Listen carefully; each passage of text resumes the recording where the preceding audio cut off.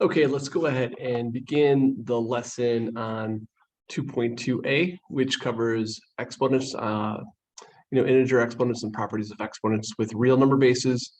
And then 2.2b is basically the same kind of lesson, except the bases are all going to be, well, not every single base, but most of the bases will be variables.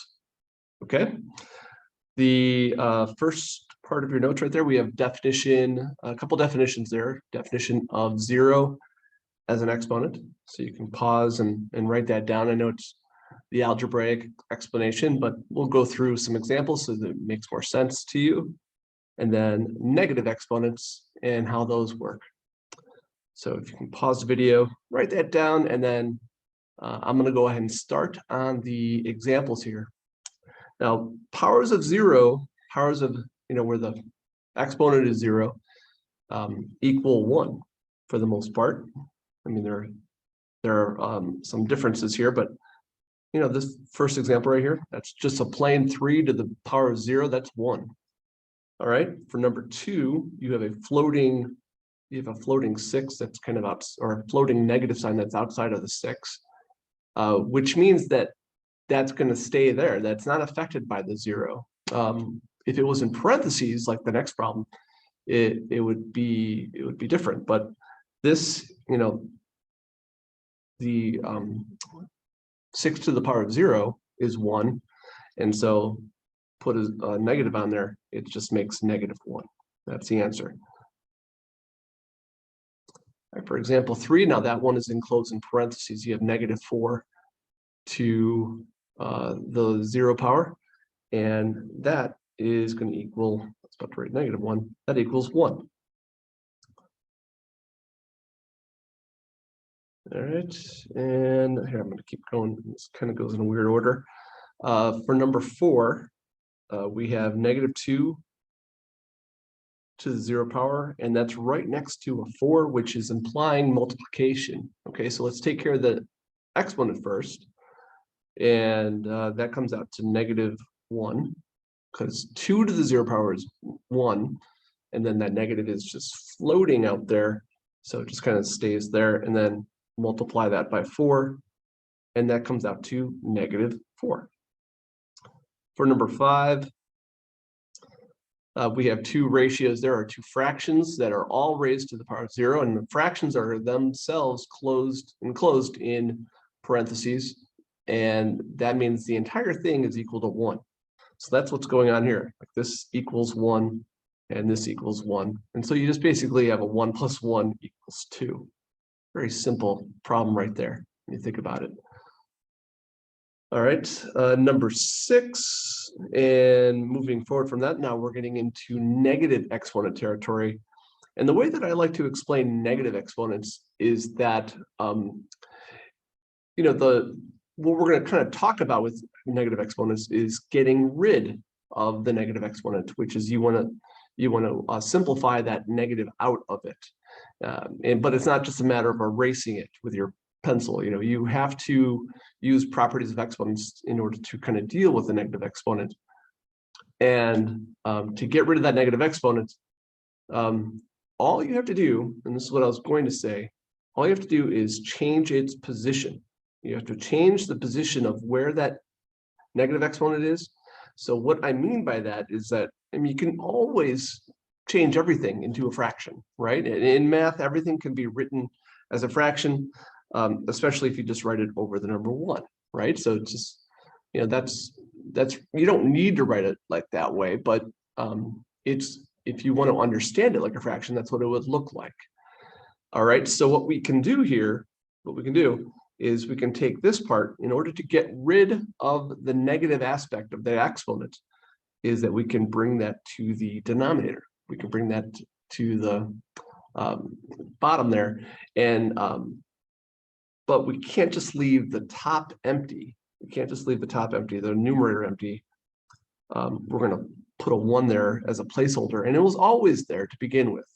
There's always a 1, like you've heard me say, there's invisible ones in math. Like there's a 1 there, because sometimes people think that this 1 right there like flipped, it changed position with the other one. And that one still is in the denominator, but we don't need it there anymore because now we have 3 to the third power down there. And then 3 to the third power equals 27. So if I fix this up a little bit more, you got 1/27th right there. That's it. Okay, number 7. Okay, number 7. Now this, we have an entire ratio or entire fraction. Okay, that's enclosed in parentheses, that's grouped. And the negative exponent is outside of the parentheses there. It's outside of the grouping symbol. And the way you want to handle that is that when that occurs, and you'll see that in your notes right here, which I know is not the easiest thing to understand, but when that occurs, what that's telling you to do is to find the reciprocal of that fraction. Find the reciprocal. So you can undo the negative fraction, okay? We can undo the negative fraction by finding the reciprocal.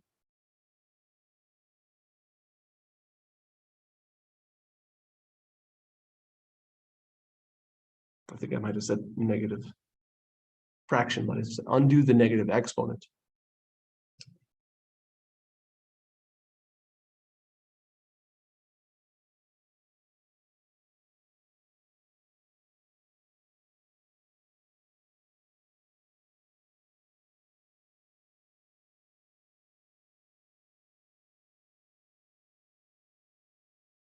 So you're going to undo the negative exponent by taking the reciprocal of the fraction, okay?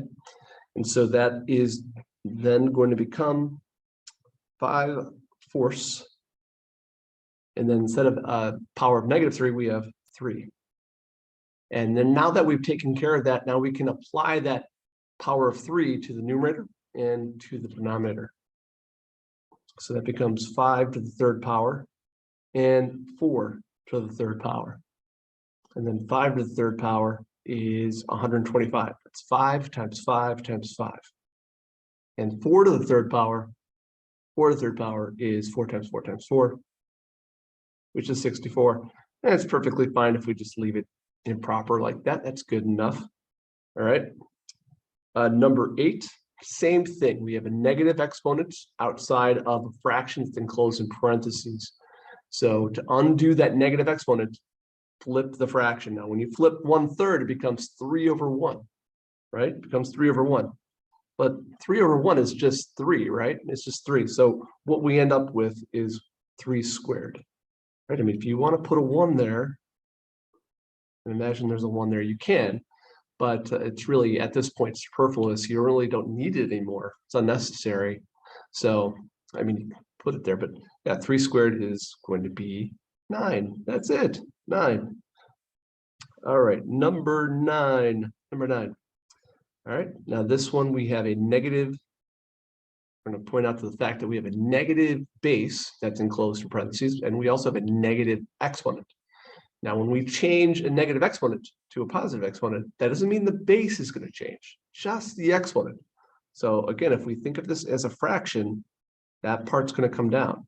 So now we're going to have 1 in the numerator, and then -2 is still there. So -2 is still the base. The exponent 4 is what turned into +4. It was -4 before. And so now it is +4. Make sense? I don't know. Hopefully it does. And now when you have negative bases enclosed in parentheses, we have to think about the power. And right here we have an even power. And if it's even, that means it's going to come out positive when you have a negative base. Okay? And so that is going to be 1/16, 1/16.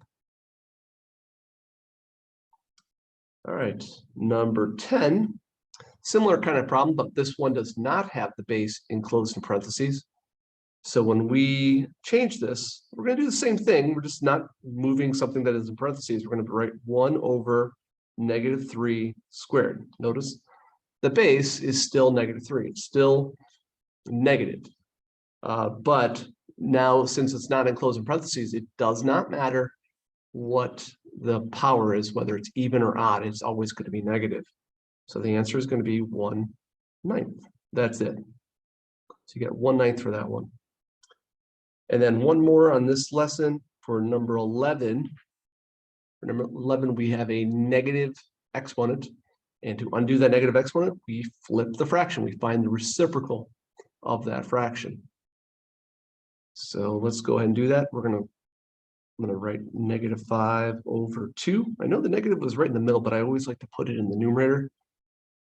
And I did not change the sign of the base. The base is still negative, but it just changed to reciprocal. So we have -5/2 now, and we have a power of 2. We have a power of 2 there. And now we're going to take care of that. We're going to do -5² / 2². I mean, you can put them both in parentheses if you want to. And then -5² is 25, and 2² is 4. So 25/4. Okay, so that's that. I'll stop this lesson. I'll pick up another one for 2.2b in the next lesson.